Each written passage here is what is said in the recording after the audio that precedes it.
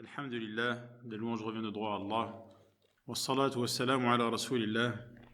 Éloge et salut au prophète Muhammad, le dernier des prophètes. Amma ba'd, fa marhaban bikum jami'an, bienvenue à tous. J'espère que vous avez tous passé un excellent Eid et que vous êtes maintenant encore plus motivés à suivre la série et à suivre tous les cours utiles de manière générale.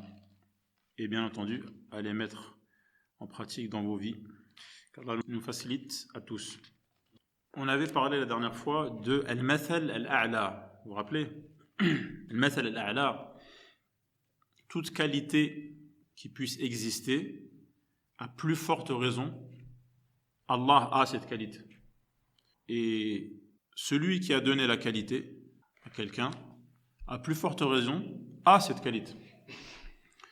Les qualités de perfection qui ne sont liées à aucun défaut ou qui n'impliquent ou n'incluent aucun défaut. Toutes ces qualités-là reviennent de droit à Allah. Walillahi al-mathalu al-a'la. Ensuite, Allah subhanahu wa ta'ala dit Tallahi, donc c'est un serment. Allah jure par lui-même. Tallah, ta Allah. Pour jurer en arabe, on dit Wallah ou Tallah ou Billah. قال الشيخ ابن سعدي رحمه الله بين تعالى لرسوله صلى الله عليه وسلم. Donc ici, Allah jure pour affirmer de manière intensive et confirmer à son prophète, à son messager, Muhammad, أنه ليس هو أول رسول أنه ليس هو أول رسول كذب, pour lui affirmer qu'il n'est pas le premier prophète qu'on a traité de menteur. فقال تعالى تالله لقد أرسلنا إلى أمم من قبلك. Donc Allah affirme de manière solennelle qu'il a effectivement missionné des messagers qui ont été destinés à des nations avant la tienne, avant Quraysh et l'univers, et de manière générale, toutes les nations, vu que le prophète sallam a une mission universelle. Min qablika rusulan yad'unahum ila at-tawhid. Que faisaient ces messagers? Ils invitaient, chacun invitait son peuple à n'adorer qu'Allah et à concrétiser le monothéisme, tawhid. فَزَيَّنَ لَهُمُ الشَّيْطَانُ أَعْمَالَهُم. Que s'est-il passé? Quel fut l'accueil réservé à ces messagers? Eh bien, en fait, Ash-Shaytan, le diable, a embelli à ces peuples-là, leur a embelli, leur a montré sous un beau visage l'attitude qui est de traiter la religion et le monothéisme de mensonge, et donc le prophète lui-même de menteur. فكذبوا الرسل وزعموا أن ما هم عليه هو الحق. Donc Shaitan leur a embelli, leur a enjolivé, leur a fait ressentir comme étant quelque chose de bien et de beau le polythéisme qui était donc leur attitude. زعموا أن ما هم عليه هو الحق. Et donc ils ont prétendu que leur manière d'être était la vérité, contrairement au message auquel les invitaient les prophètes. Et donc ils ont prétendu, motivés par l'embellissement, provoqué ou encouragé par le diable, ils ont prétendu que leur manière d'être était ce qui leur permettrait d'être à l'abri de tout mal. Et ils ont prétendu que la religion à laquelle les prophètes les invitent ne concrétisait pas ces intérêts-là, ne concrétisait pas la situation qui permet d'être hors d'atteinte de tout mal. فَلَمَّا زَيَّنَ لَهُمُ الشَّيْطَانُ أَعْمَالَهُمْ صَارَ وَلِيَّهُمْ فِي الدُّنْيا. Donc Allah a dit فَزَيَّنَ لَهُمُ الشَّيْطَانُ أَعْمَالَهُمْ فَهُوَ وَلِيُّهُمْ. Donc, vu que le diable leur a embelli leur attitude, il aura embelli en fait leurs actions, leur manière d'agir, il est devenu leur allié, le wali, l'allié, ici-bas. فَأَطَاعُوهُ وَاتَّبَعُوهُ وَتَوَلَّوْهُ. C'est bien qu'ils ont obéi au diable, ils ont suivi le diable et ils sont devenus alliés du diable. Comme Allah dit dans l'autre verset, أَفَتَتَّخِذُونَهُ وَذُرِّيَّتَهُ أَوْلِيَاءَ. Allez-vous considérer que le diable, qui est pourtant votre ennemi, vous allez le considérer, lui et sa descendance, ses enfants, comme étant des alliés, au lieu de me prendre moi pour allié, alors qu'il est votre ennemi. Quel mauvais donc remplacement sont effectués les injustes. وَلَهُمْ عَذَابٌ أَلِيمٌ. Quel mauvais substitut. وَلَهُمْ عَذَابٌ أَلِيمٌ. Donc, ici-bas, les polythéistes se s'allient au diable, et dans l'au-delà, ils auront un châtiment douloureux. في الآخرة حيث تولوا عن ولاية الرحمن ورضوا بولاية الشيطان. Vu qu'ils se sont détournés, ils ont refusé l'alliance d'Allah qui a pourtant pitié de ses esclaves, et ils se sont contentés et ils se sont satisfaits de l'alliance au diable. فاستحقوا لذلك عذاب الهوان. Résultat, ils méritent pour cela un châtiment humiliant. قال تعالى وما أنزلنا عليك الكتاب إلا لتبين لهم الذي اختلفوا فيه وهدى ورحمة لقوم يؤمنون. Donc il s'agit ici du livre qui est descendu, et comme cela a lieu souvent dans le Coran, il s'agit également de la pluie qu'Allah fait descendre. Qu'Allah fait descendre le livre pour faire revivre les cœurs. Et il fait descendre la pluie pour faire revivre les corps. Donc ici on voit la descente du livre, Anzalna alayka al-kitaba, et le verset suivant, Wallahu anzala minas sama'i ma'an fa ahya bihi al-arda ba'da mawtiha inna fi dhalika la'ayatan liqawmin yasma'un. Pour les gens qui écoutent attentivement et comprennent, ils sont attentifs et réceptifs, il y a en cela un signe, le fait qu'Allah ait fait descendre le livre au prophète pour qu'il explicite aux gens les sujets sur lesquels ils sont en désaccord, et afin de leur montrer la voie à suivre, et afin d'avoir pitié des croyants. Et il fait descendre l'eau du ciel par laquelle il redonne vie à la terre après sa mort. Le Cheikh, il y a en cela des signes pour les gens qui écoutent, qui écoutent attentivement et de manière réceptive les exhortations, les morales, les rappels venant de la part d'Allah. Et ce qu'ils entendent, ils en tirent des conclusions et des déductions. Ils en déduisent qu'effectivement, il n'y a qu'Allah qui mérite d'être adoré. الذي لا تنبغي العبادة إلا له وحده لأنه المنعم بإنزال المطر. Vu que Allah est le seul à faire descendre la pluie. Et cette pluie est la cause par laquelle la végétation indispensable à l'être humain pour rester en vie, soit directement, lui il consomme directement, soit indirectement, vu que c'est ce que consomment les bestiaux dont lui profite ensuite, etc., parmi tous les autres intérêts, vu qu'il n'y a qu'Allah qui fait descendre cette pluie, et c'est lui qui fait pousser toute cette variété de végétation, et également écouter ces signes, ces rappels, être attentif, amène celui qui écoute attentivement à être sûr et certain qu'Allah a le pouvoir de tout réaliser. وأن الذي أحيا الأرض بعد موتها قادر على إحياء الموتى. Vu que la terre était morte, il n'y avait rien. La terre était aride, vide, morte. Et ensuite, elle devient vivante, elle devient couverte de végétation et même de toute forme de végétation qui sont utiles. Celui qui était capable de cette résurrection est capable également de la résurrection des corps pour le jour dernier. Et donc de redonner la vie aux morts, comme il a redonné la vie à la terre morte.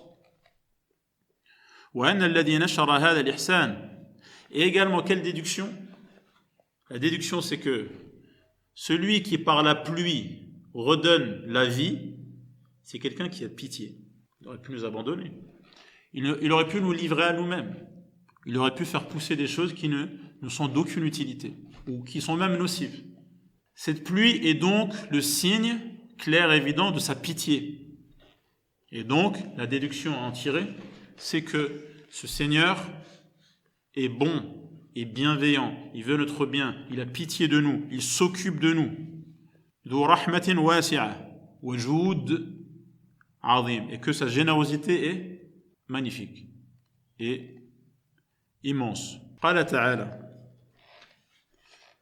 وإن لكم في الأنعام أي التي سخرها الله لمنافعكم.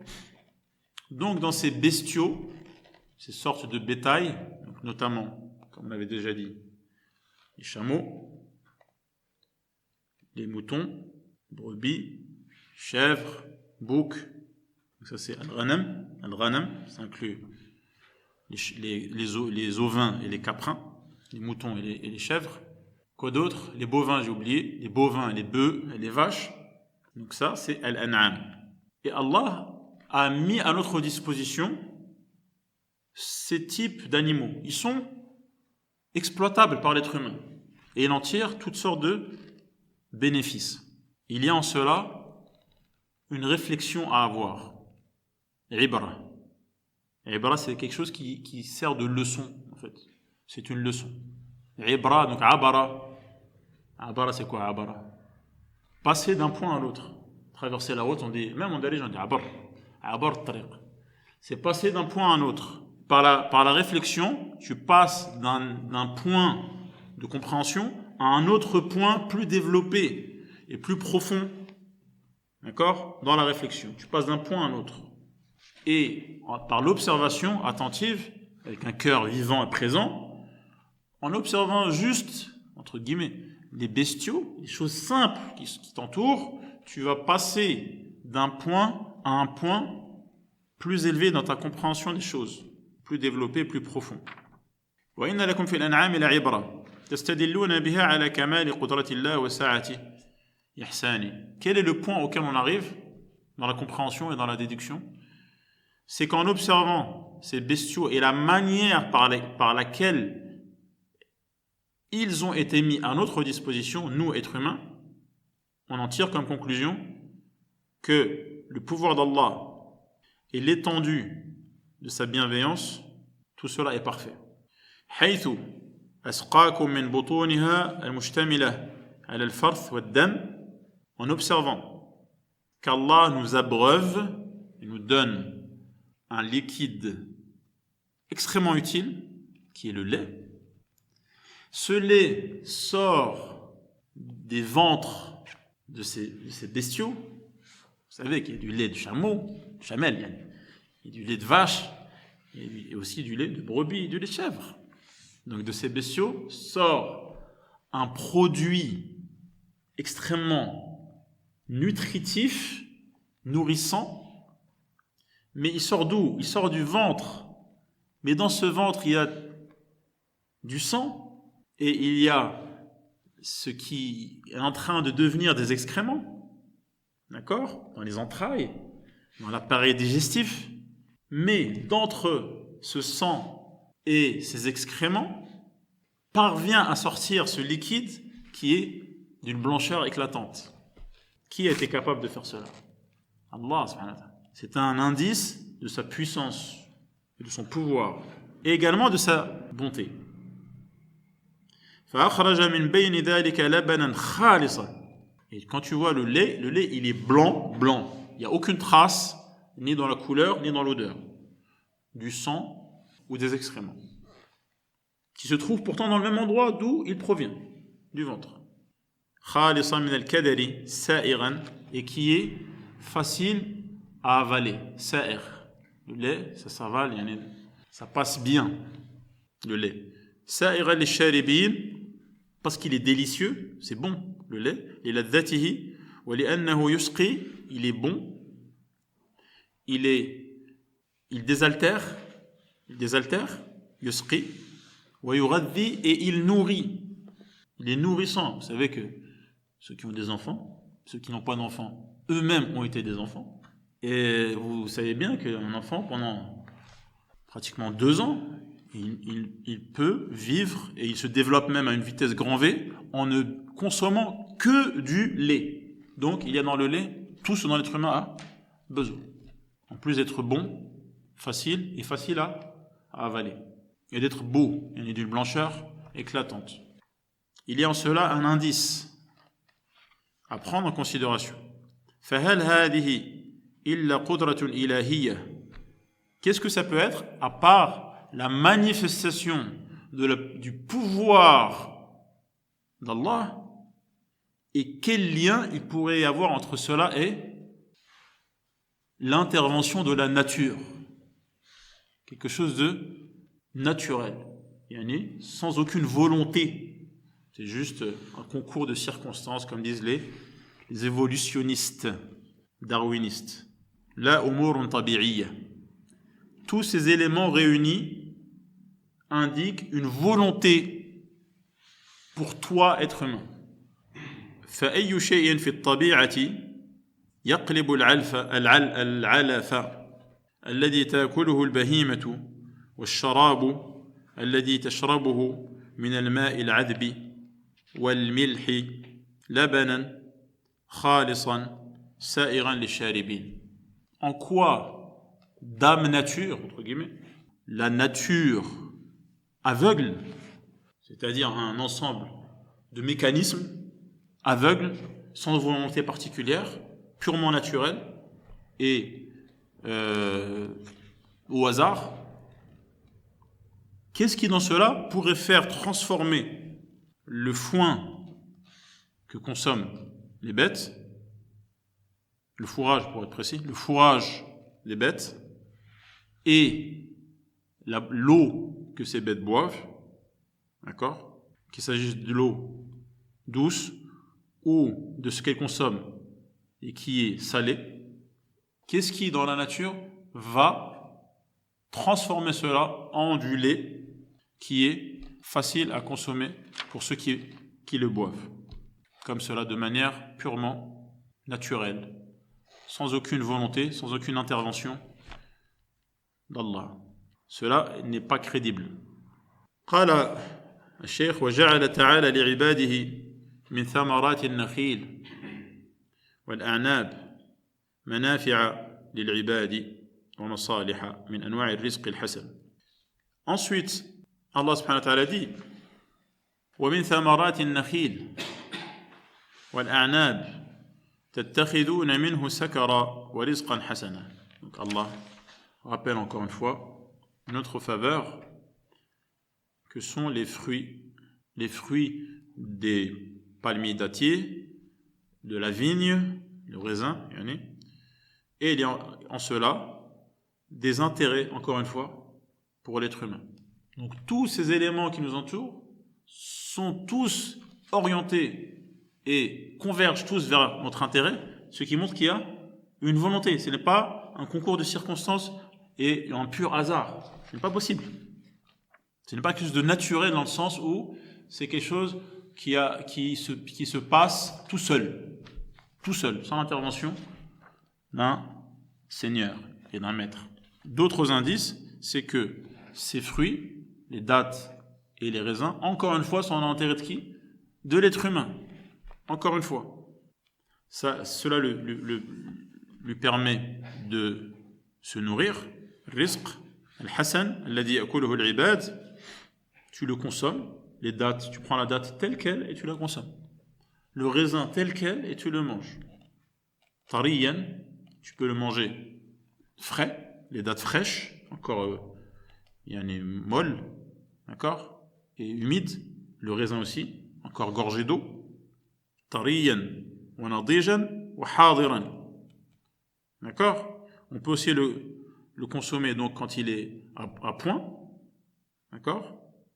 Wa hadiran, donc il est déjà prêt à consommation, il n'y a pas besoin de cuire les dattes. Pas besoin de réchauffer les raisins, il n'y a pas besoin de four, il n'y a pas besoin d'allumer un feu. D'accord? Ça, c'est la première chose. Muddakharan. Et on peut également stocker les dattes.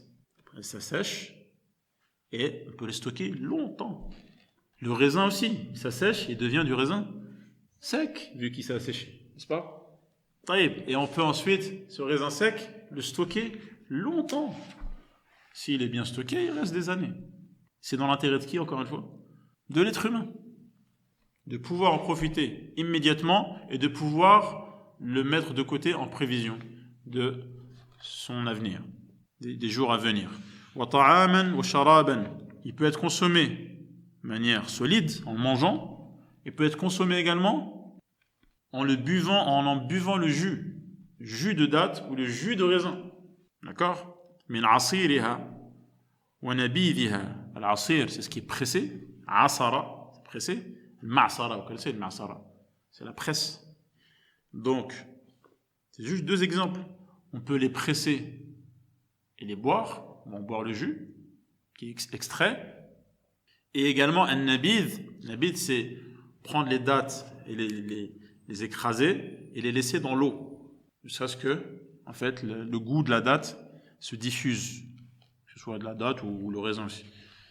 Ça se diffuse et donc il faut le boire. Et pour nous musulmans, il faut le boire avant qu'il devienne de l'alcool.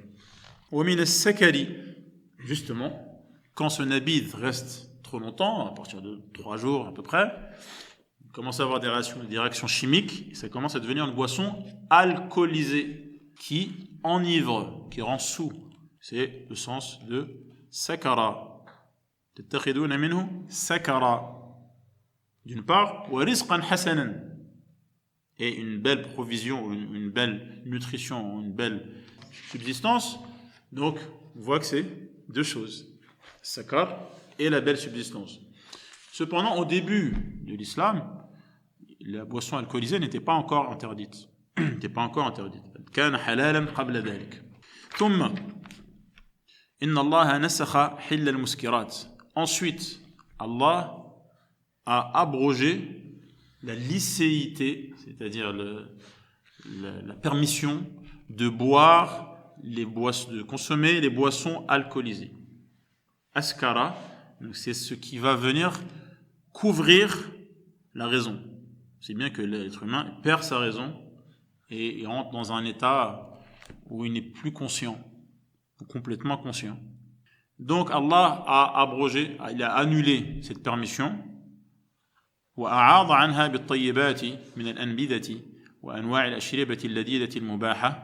Et il a remplacé la permission de boire cet alcool par d'autres boissons bonnes, comme le nabidh, d'accord, avant qu'il devienne de l'alcool. Le raisin ou les dattes qui se diffusent, d'accord, et qui se décomposent, et donc sucre l'eau, et d'autres boissons délicieuses qui, elles, sont permises. Quant à l'alcool, c'est fini. ولهذا قال من قال إن المراد بالسكر هنا الطعام والشراب اللذيذ وهو أولى من القول الأول. C'est pour cela qu'il y a des savants qui ont expliqué le sakar ici, pas par ce qui enivre et par donc ce qui est alcoolisé, mais il a interprété as-sakar par tout ce qui est délicieux, tout ce qui est bon à consommer. Et cet avis donc est prioritaire, dit le cheikh. Inna fi dhalika la ayatan liqawmin ya'qilun. Donc il y a en cela des signes pour les gens qui raisonnent. لقوم يعقلون. يعقلون عن الله. Donc aqala c'est également raisonner, mais c'est raisonner dans le sens de retenir ce qui est dans ton intérêt. Donc l'iqal c'est un lien, une entrave, c'est-à-dire tu prends un bout de ficelle ou de corde et tu fais un nœud pour retenir quelque chose. Ça s'appelle aqala. D'accord? Comme dans le fameux hadith, vous connaissez, i'aqilha wa tawakkal. Celui qui a demandé, est-ce que j'attache ma monture ou j'ai confiance en Allah? La réponse a été, attache-la et aie confiance en Allah. I'aqilha, i'aqil. Donc, l'aql, c'est dans le sens de retenir. La capacité de retenir quelque chose mentalement, par l'intellect, le raisonnement. Et donc, ces gens-là qui retiennent ce qui vient de la part d'Allah, et retiennent par cela et comprennent qu'Allah a la force de tout réaliser et que son pouvoir est total. Où est le signe ici? Ces dates dont on a vu les intérêts, consommer frais, consommer sec, même chose pour le raisin, consommer solide, consommer liquide. Une sorte d'où? Une sorte d'arbre. Ces arbres, ça ressemble à du bois. Quelle est la différence entre cet arbre et du bois sec à côté? Du bois sec et un arbre. Visuellement, quelle différence? Il n'y a pas de différence. C'est du bois. D'accord? Mais de cet arbre, Allah a fait en sorte par différents mécanismes et différentes lois et différents éléments qu'il a mis en place que de cet arbre-là qui n'est que du bois sortent, ou presque, sortent des fruits dont on a vu l'usage.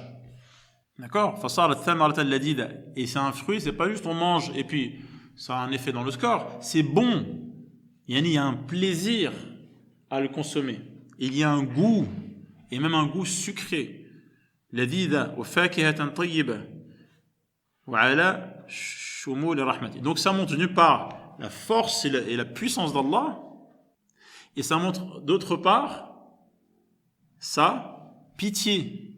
Il a pitié de nous, il veut que même ce qu'on mange, c'est pas juste comme du kérosène qu'on recharge dans notre corps, c'est quelque chose qui est agréable. C'est cet aspect agréable. Qu'est-ce qui manifeste?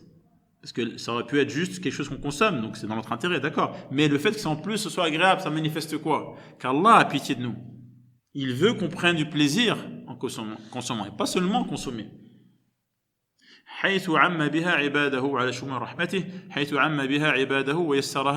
Un autre aspect de sa pitié, c'est que ces fruits sont à portée, à notre portée, d'accord? Et c'est facile. Ce n'est pas pénible d'avoir accès aux dattes et d'avoir accès aux raisins et autres sortes de fruits et de produits agricoles. Il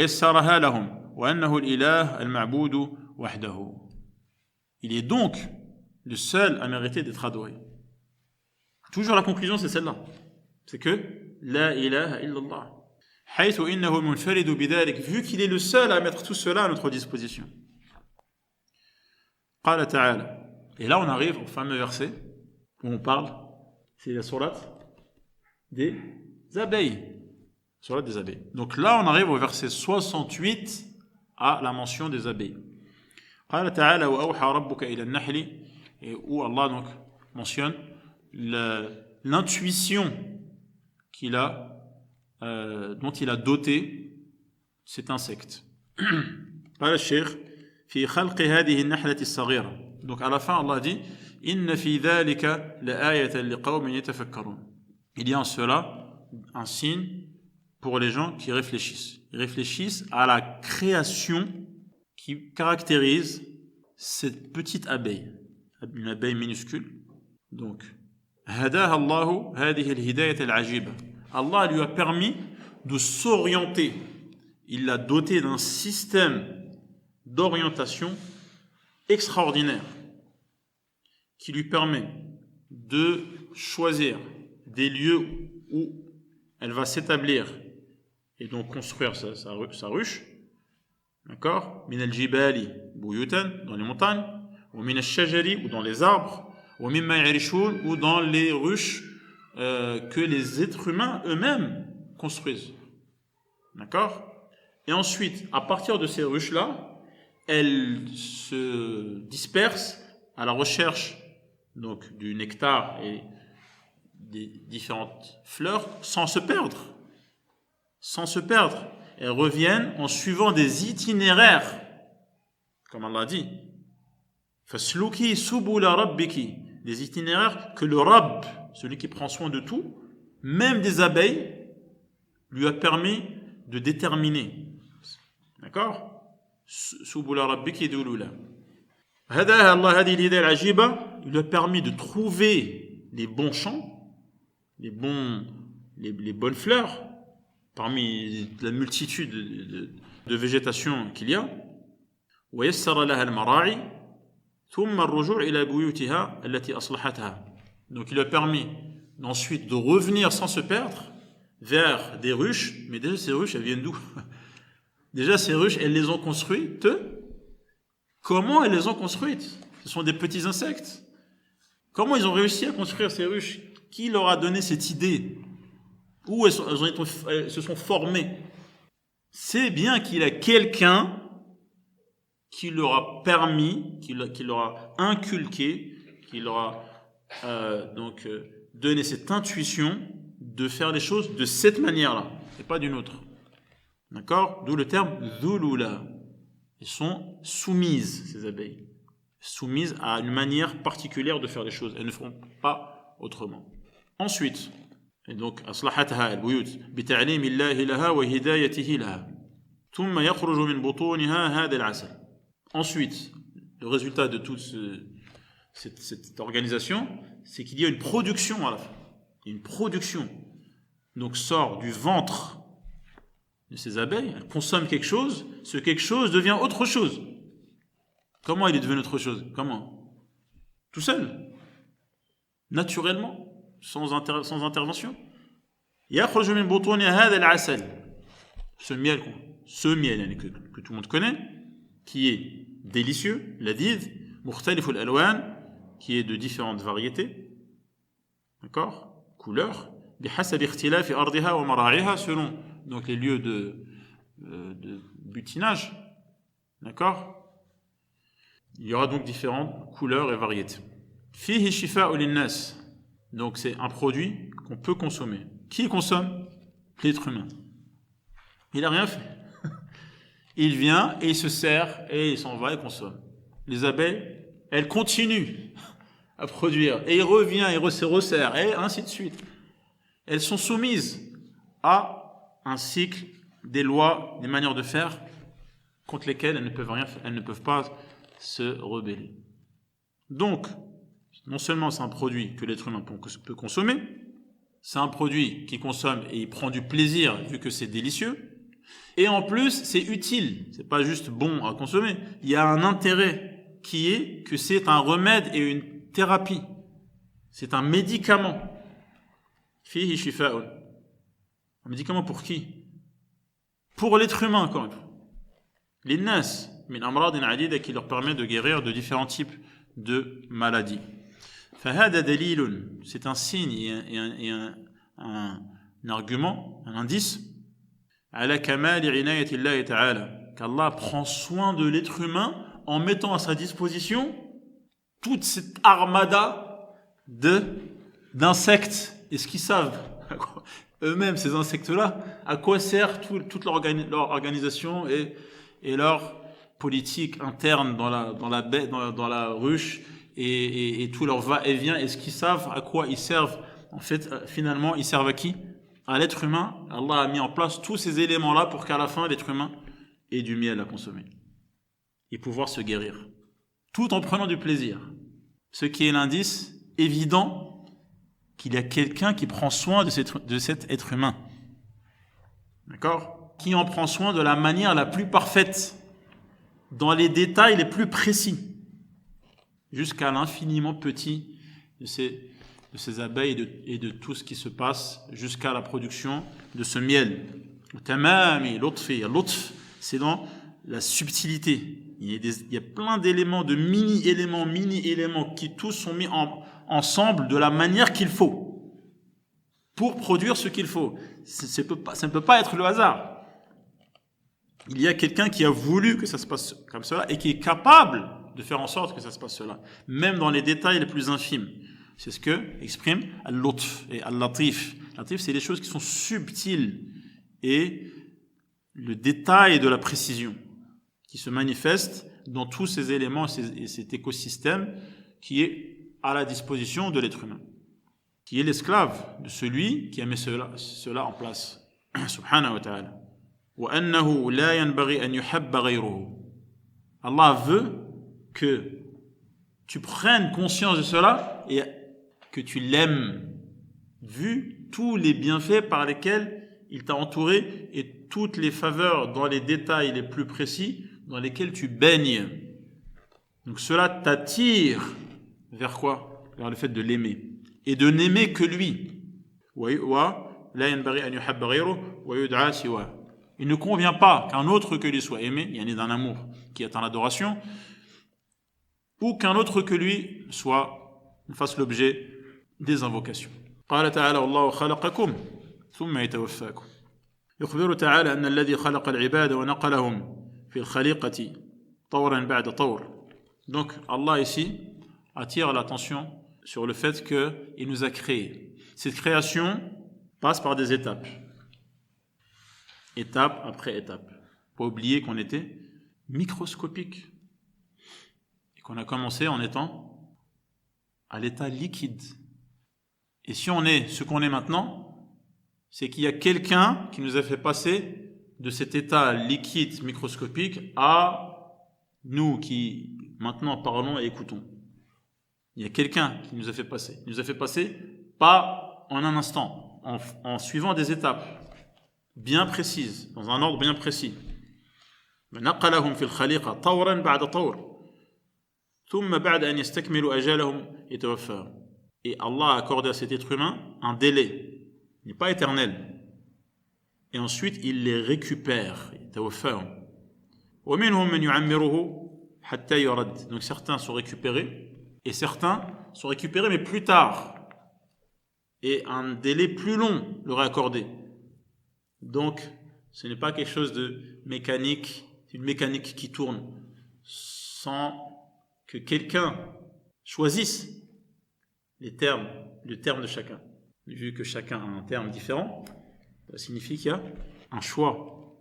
Et s'il y a un choix, c'est qu'il y a quelqu'un qui choisit. Ce n'est pas quelque chose de mécanique, où tout le monde a le même délai et la même durée de vie.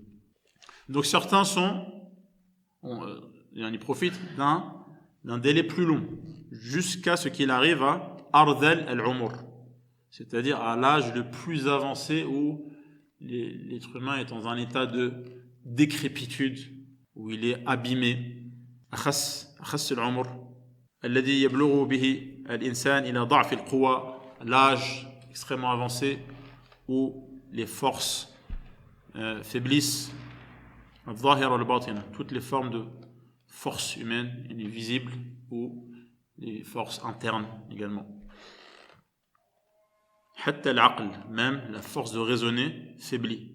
الذي هو جوهر الإنسان يزيد ضعفه. Donc certains vivent plus longtemps que d'autres, jusqu'à atteindre cet âge avancé où l'être humain faiblit, ou même ce qui fait de lui un être humain, à savoir sa faculté de raisonner, faiblit jusqu'à ce qu'il oublie ce qu'il savait, d'accord, et au point où son état mental ressemble à celui d'un enfant. ولهذا قال لكي لا يعلم بعد علم شيئا إن الله عليم قدير. C'est Allah qui sait tout et qui a la capacité de tout réaliser. أي قد أحاط علمه وقدرته بجميع الأشياء. Et donc sa science et son pouvoir cernent toutes choses.